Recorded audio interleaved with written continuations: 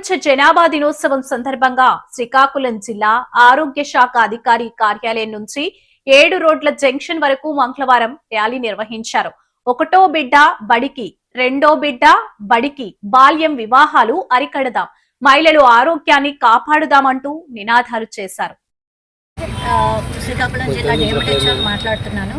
ముఖ్యంగా ఈరోజు ప్రపంచ జనాభా దినోత్సవం సందర్భంగా మనం ర్యాలీని మరియు పిల్లలే సంపద అని మన గౌరవ ముఖ్యమంత్రి గారు మరియు మన గౌరవ ప్రభుత్వం వారు మరియు మన జిల్లా కలెక్టర్ గారు, మన జిల్లా మినిస్టర్ గారు, ఇన్ఛార్జ్ మినిస్టర్ గారు, సెంట్రల్ మినిస్టర్ గారి యొక్క ఆదేశాలను అనుసరించి, మా రాష్ట్ర అధికారుల ఆదేశాలను అనుసరించి ఈరోజు ముఖ్యంగా పిల్లల సంపద అనేది తీసుకెళ్లాలని ఈ సందర్భంగా మీ అందరికీ తెలియజేస్తున్నాను. అదేవిధంగా మన పిల్లలు కానీ తల్లి బిడ్డలు కంటానికి కానీ ఆరోగ్యంగా ఉన్న సమయాన్ని నిర్ణయించుకోవాలని చెప్పి మీ అందరికీ ఈ సందర్భంగా తెలియజేస్తున్నాను. మనకి ఇంతకుముందు 2001 నుండి 2011 వరకు మనకి బర్త్ సెన్సెస్ తీసుకుంటే 11.01%గా ఉంది.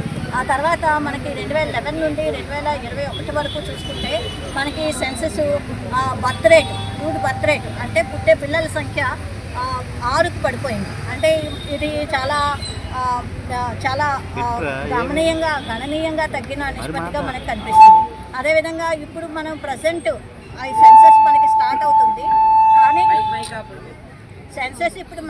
అవుతుంది, కానీ ఆ ప్రకారం ఇప్పుడు మనం చూసుకున్నట్టయితే మనకి బర్త్ రేషియో 1.5 ఉంది, 1.5 లేక 1.2 మధ్యలో ఉంది.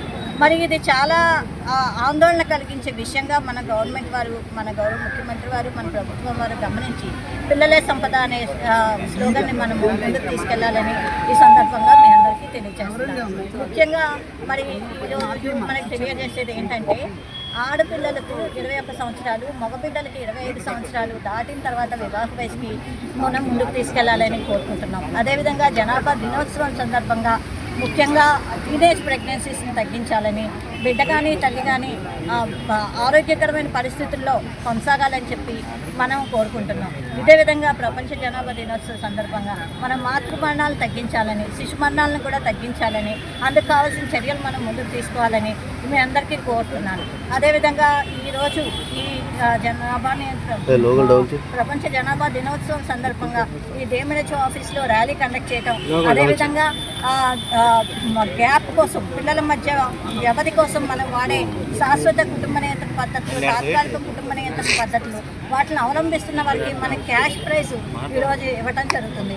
అదేవిధంగా ముగ్గురు లేక బిడ్డలతో ఉన్న తల్లిదండ్రులకి కొంతమందిని లక్కీ డ్రా తీసి వారికి కూడా మన క్యాష్ ప్రైజ్ ఈరోజు ఆఫీస్లో ఇవ్వడం జరుగుతుంది. అదేవిధంగా తాత్కాలిక నియంత్రణ పద్ధతిలో నిరోధ్ ఉంది, అంతరా ఉంది, తర్వాత ఇంజెక్షన్స్, ఇంకా ఇతర సేఫ్ మెథడ్స్ కూడా ఉన్నాయి. వీటన్నిటినీ కూడా మీ దగ్గరలో ఉన్న ఆరోగ్య కార్యకర్తను కానీ, ప్రాథమిక ఆరోగ్య కేంద్రాన్ని కానీ దర్శించినట్లయితే మీకు పిల్లలకు మధ్య ఎడం కోసం మీరు ఏం వాడాలనే పద్ధతులను వాళ్ళు మీకు సులభంగా ఎక్స్ప్లెయిన్ చేస్తారు, మరియు వాడటానికి మీకు తగిన గైడెన్స్ ఇస్తారు.